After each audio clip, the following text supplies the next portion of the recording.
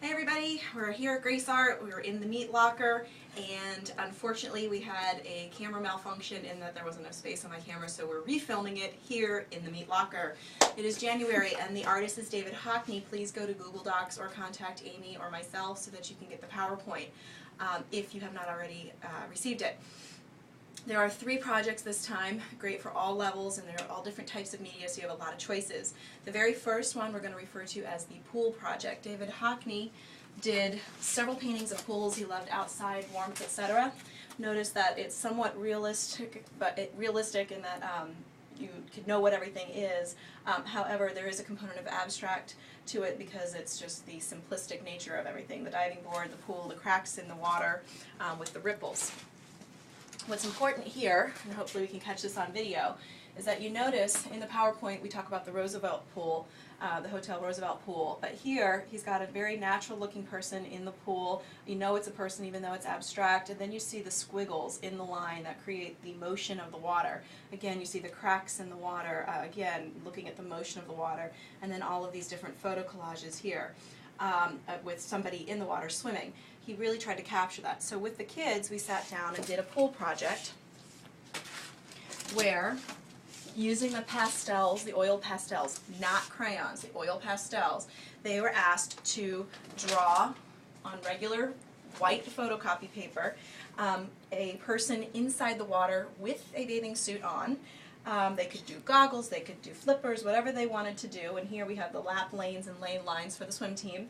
They drew their person. Then, using a small cup with very, very, very watered down tempera blue paint, they then took a sponge brush like this and went all the way across the paper using just the very watered down paint.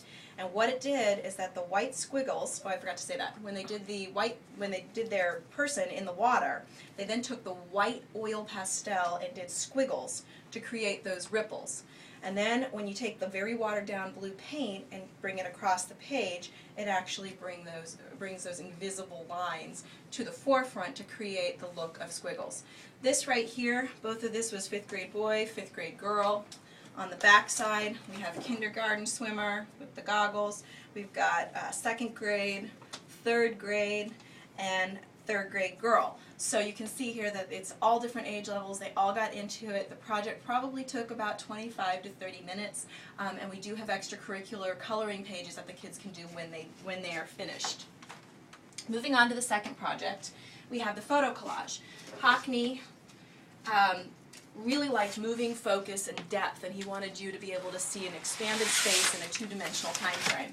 This is a poster of one of his paintings, or rather one of his photo collages, where he took lots of different photographs and pasted them together to kind of open up the space and give it perspective. It's layered on top of each other. Obviously, we can't go into the classroom and take a bunch of digital photos. So what we're going to do instead is create a photo collage puzzle scenario. Here's another example of a moving focus. Pictures of a desk all put together, and then here on the highway as well going out. So what we did is the kids created ultimately this. And if you hang on just a second, I'm going to get you the template so that you can see exactly how we did this.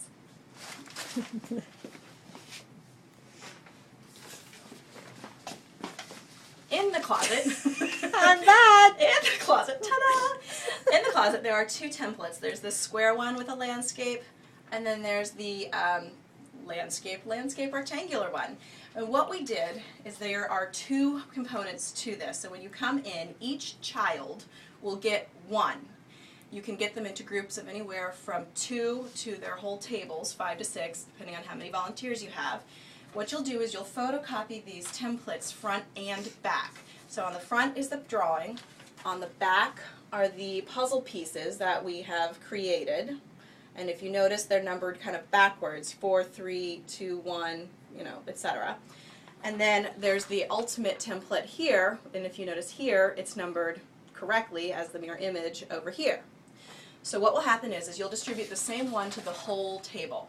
The whole table will color it in using either crayons or markers or colored pencils, whatever media you feel is appropriate.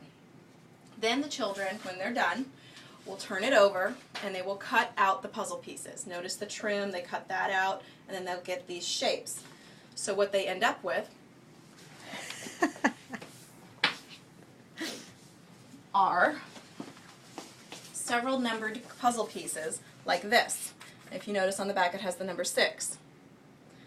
And they're all like that.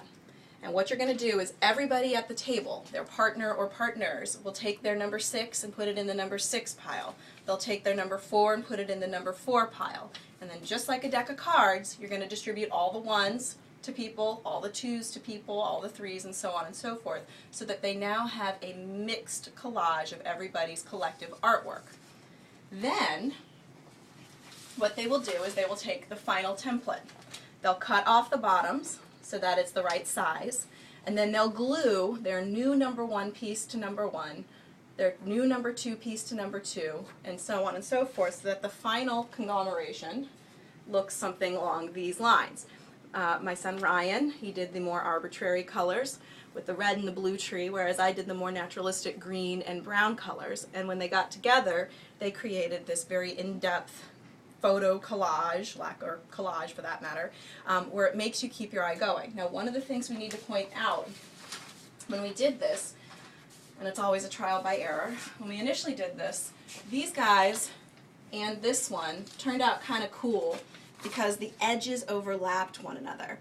And so it really went into the true feeling of Hockney's terrace, his porch, where the photos really overlapped each other, and it made you keep looking around for where they mismatch. So you can see here where the landscape doesn't perfectly match up, but it still feeds into each other, and the tree trunk doesn't perfectly match up, but it's still part of it. Make sure you emphasize that the kids are overlapping their edges when they're gluing it together, because when it starts to pull apart, you start to lose some of the continuity of the picture, and it makes it a little bit more difficult. So it just looks a little bit better when they're overlapped. Last piece that we did was the Chinese scroll. Hockney was very big into a moving focus, so he really liked the idea of rolling out a scroll and looking at it.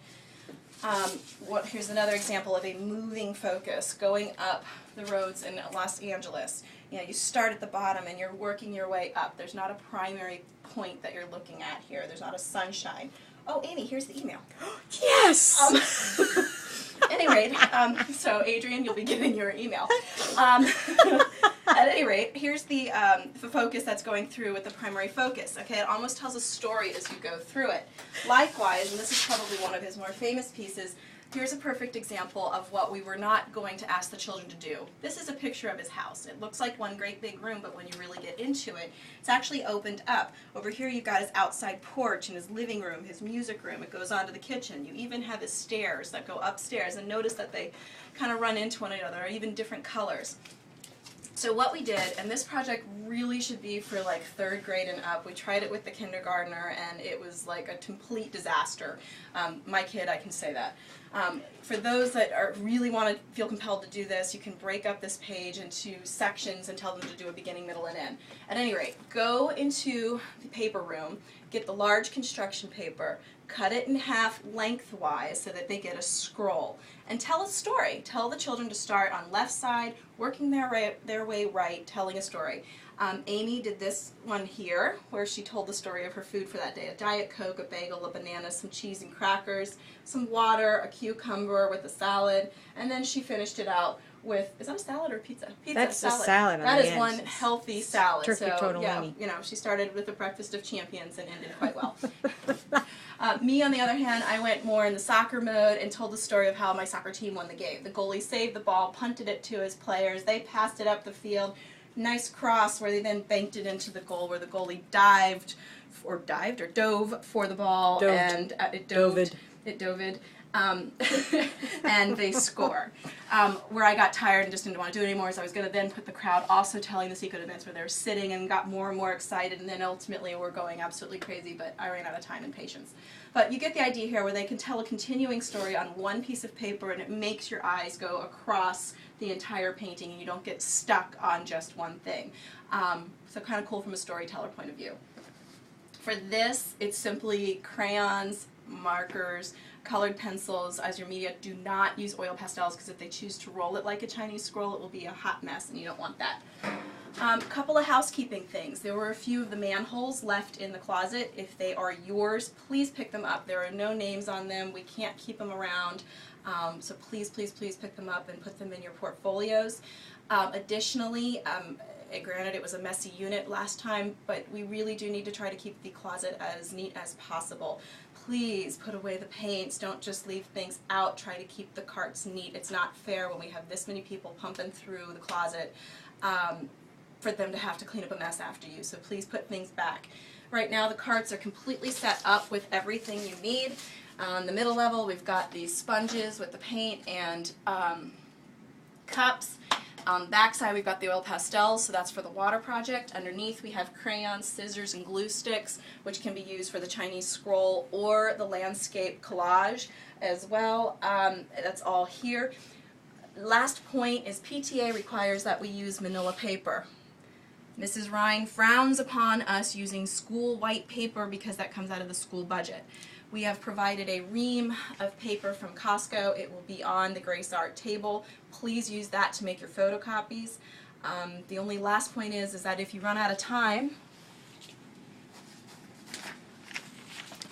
also on the table are some landscape pictures that you can photocopy, hand out to the children, and they can keep busy while the others wrap up their projects.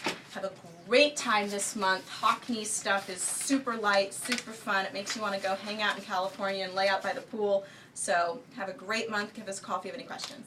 See ya!